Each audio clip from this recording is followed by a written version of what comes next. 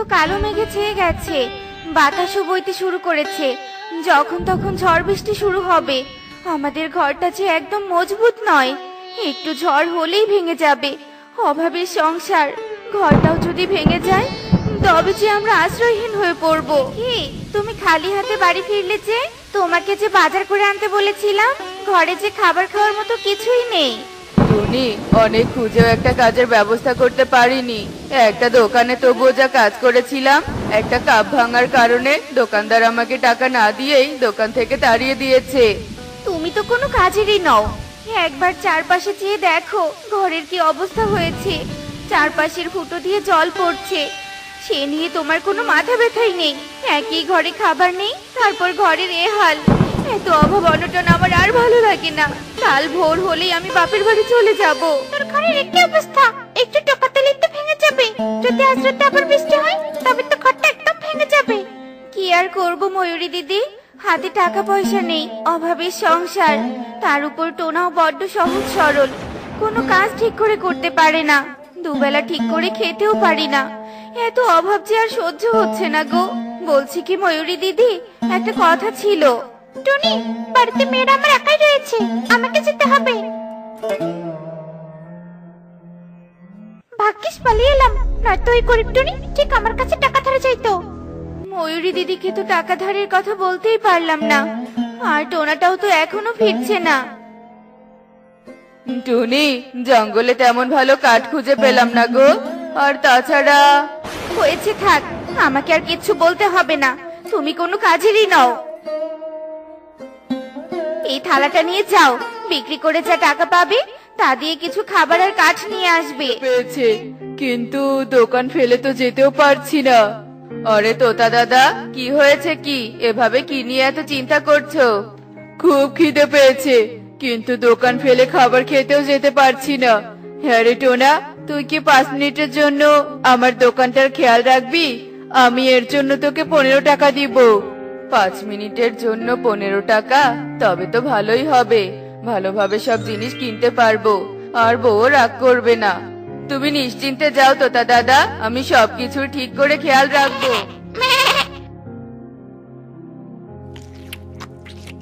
সবজিগুলো খেতে অনেক মজা, বাকি সবজিগুলো তাড়াতাড়ি খেয়ে নেই। এ কি, ছাগল যে আমার সব সবজি খেয়ে নিচ্ছে! হিস হিস, যা যা যা, এই ছাগল আয়, যা বলছি। হায় হায় রে, এ আমার কি সর্বনাশ হয়ে গেল! এই টোনা আয়, চোখ কি কপালে নিয়ে দোকান পাহারা দিচ্ছিলি? আমার যে কত টাকা লোকসান হয়ে গেল! কেন যে তোকে দোকানে রেখে খাবার খেতে গেলাম আমি? তোতা দাদা, আমার টাকাটা দাও, আমাকে বাজার করতে হবে। আমার লোকসান করে এখন আবার টাকা চাইছিস? কিসের টাকা?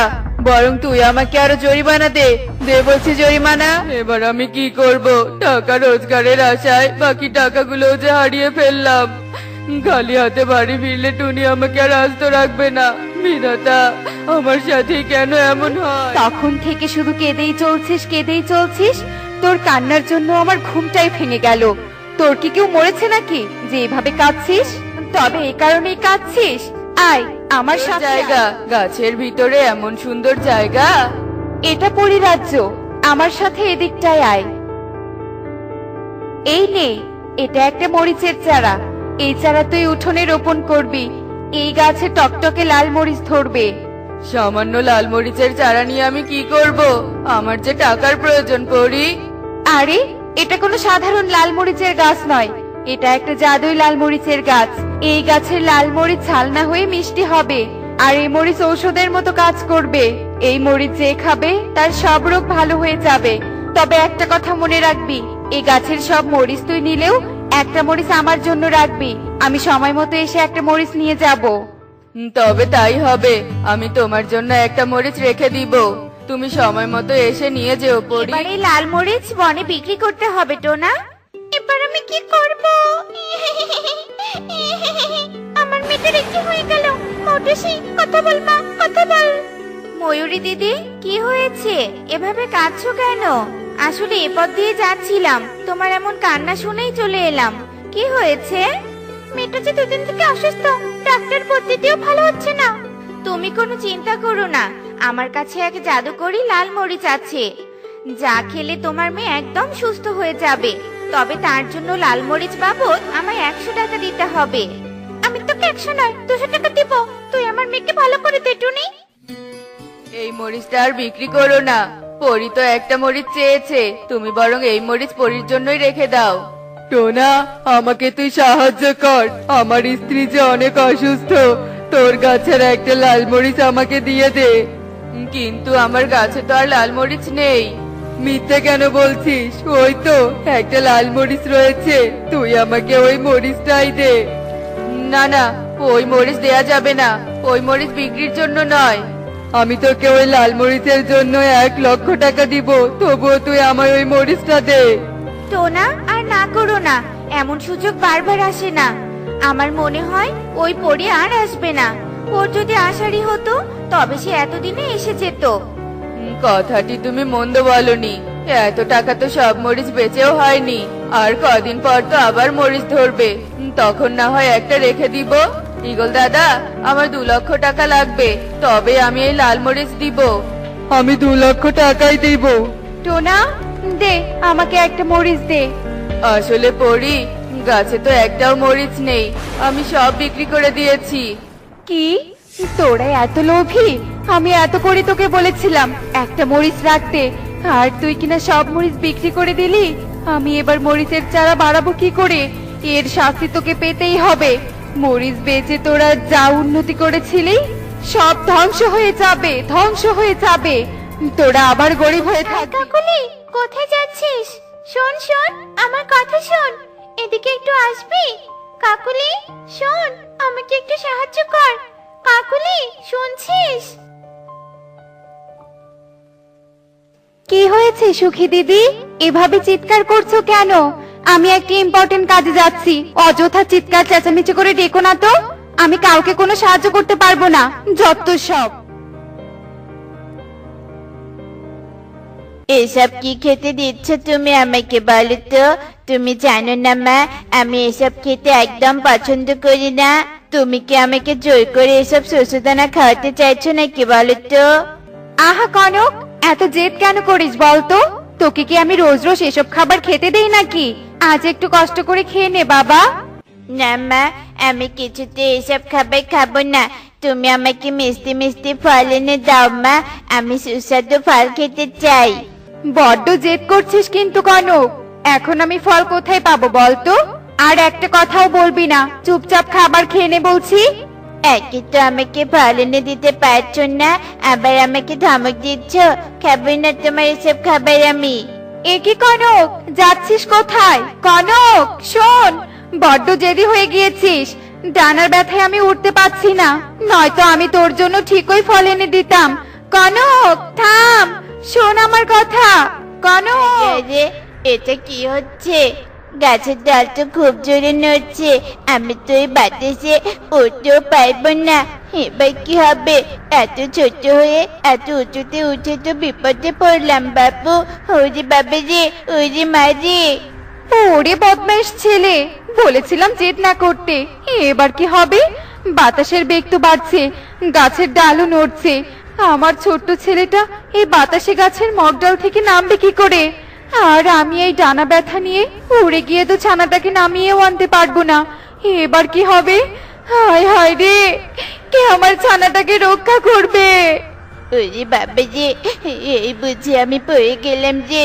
ও মা গো, ও বাবা গো, বাঁচাও, আমাকে বাঁচাও।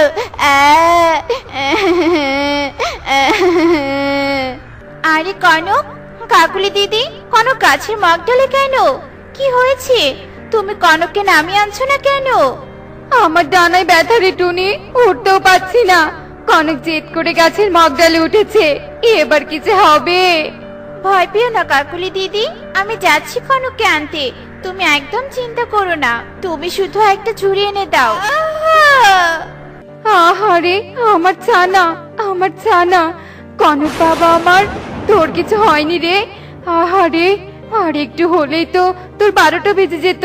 চল বাবা চল, ঘরে চল, সোনা ছেলে আমার। উফ, আর পারছি না। কাকুলি দিদি, আমাকে একটু সাহায্য করো, আমি যে পায়ে বড্ড ব্যথা পেয়েছি, উঠে দাঁড়াতেও পারছি না। চুপ কর বদমাইশ, আমার ছানাকে নামিয়ে আনার কথা বলে তুই আমার ছানাকে ফেলে দিয়েছিস, আবার বলছিস আমি তোকে সাহায্য করব? কখনো না, থাক ওভাবেই পড়ে। হায় রে, কার জন্য কি করলাম?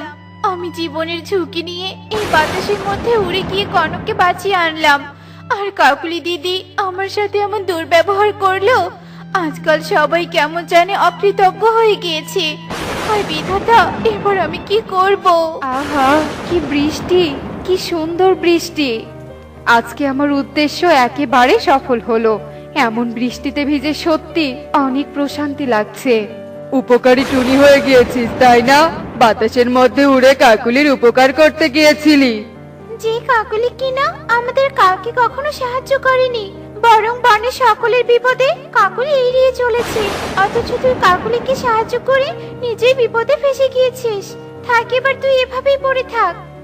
কি ব্যাপার, কি হচ্ছে ওখানে? আহত পাখিটাকে রেখে ওরা ওভাবে উড়ে গেল কেন? যাই দেখি তো আসল ঘটনাটা কি। কি ব্যাপার, কি হয়েছে তোমার? তুমি এভাবে আহত হয়ে পড়ে আছো, তবুও তোমাকে কেউ সাহায্য করছে না কেন? তুমি কি কোনো অন্যায় করেছো নাকি? না গো পরি, আমি কোনো অন্যায় করিনি, বরং উপকার করেছি, আর এটাই আমার দোষ। মানে কি বলছো তুমি? ঠিক বুঝলাম না। আরে ব্যাস, এটা কি দেখছি আমি?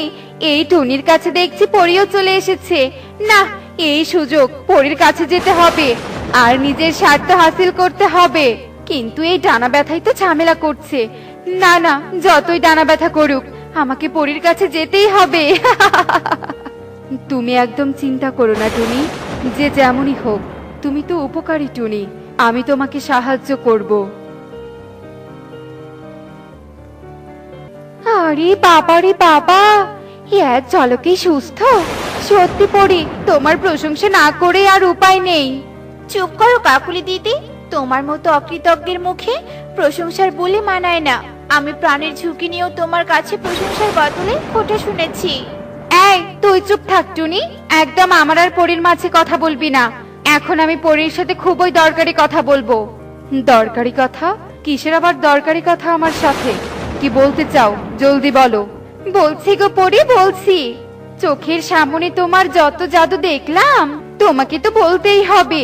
আসলে পরী, আমার খুব শখ, আমি গলায় অনেকগুলো সোনার হার পরে ঘুরে বেড়াবো। আমার আশেপাশে শুধু সোনা আর সোনা থাকবে। বনের সব থেকে ধনী পাখি হব আমি। বলছি, তুমি তো জাদু জানো, জাদু করে অনেকগুলো সোনা দিবে আমাকে। সোনা চাই তোমার, তাই না? দাঁড়াও, দিচ্ছি তোমাকে সোনা। ওরে বাবা রে, ওরে মারে, শেষে সাপ! এ কি করলে তুমি পরি? আমার গলায় সাপ কেন?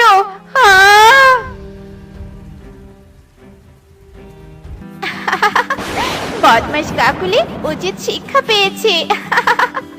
এ কি পরি, সোনার হার তোমার হাতে কেন? এটা তোমার উপহার টুনি, তুমি নিঃস্বার্থভাবে সবার উপকার করেছো। এমন একটা সোনার হার তো তোমার পাওনা।